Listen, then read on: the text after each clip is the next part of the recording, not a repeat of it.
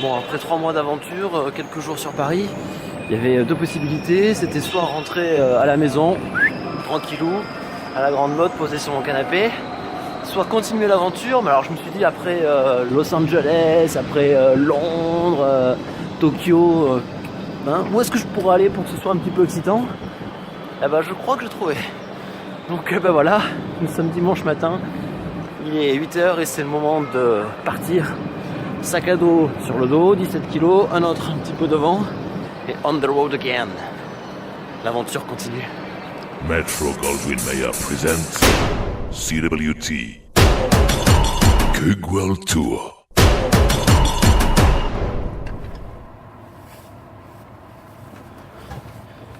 Voilà. Donc, comme tu as pu le remarquer, c'est donc un train intercity. Donc, Sydney, le Chili, tout ça, t'oublies, c'est beaucoup plus proche. Et en même temps, tellement loin, tu vois. 3 heures de train. Avant de descendre, assurez-vous de ne rien oublier à votre place. Attendre l'arrêt complet du train avant de descendre. Nous vous souhaitons une bonne journée. Je vais pas casser un carreau avant que le train soit arrêté pour descendre, tu vois. Surtout avec le sac. Ouais, bon, en fait, c'était pas 3 heures de train, c'était 2h30, mais maintenant, il y a quasiment 1 heure de bus. Je me suis mis au fond, comme quand on part à Aqualand, quand on est petit.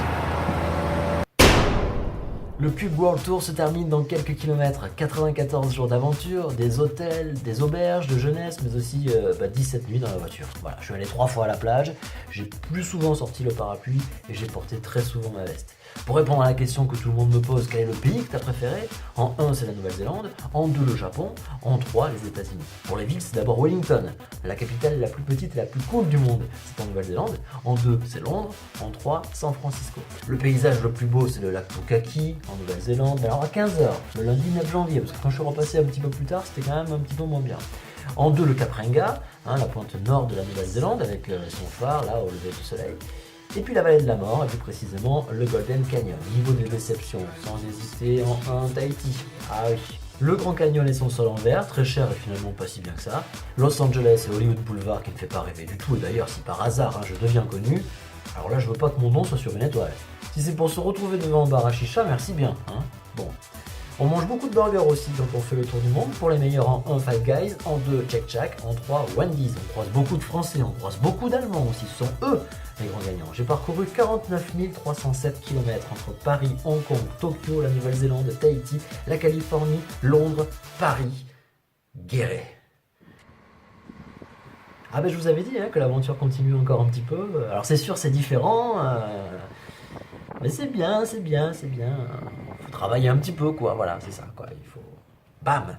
Demain matin, 6h, radio.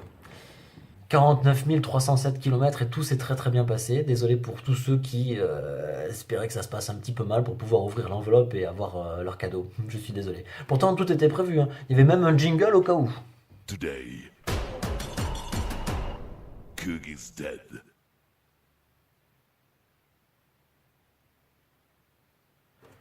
Merci à Isa et Hervé pour les jingles. Merci aussi à tous ceux que j'ai croisés. Je leur fais quand même un petit bisou. Et je remercie tous ceux qui m'ont accueilli. Je pense notamment à Vestrou, à Pierre, à Aurélie, à Pascal et Nathalie à Tahiti, à Nico en Nouvelle-Zélande. Et puis Maxime aussi. Maxime au Japon. Alors Maxime, que j'ai revu à Paris quand même hier, et qui m'a fait une petite confidence. Il pensait que j'avais réellement trouvé Kiwi au bord de la route dans un fourré.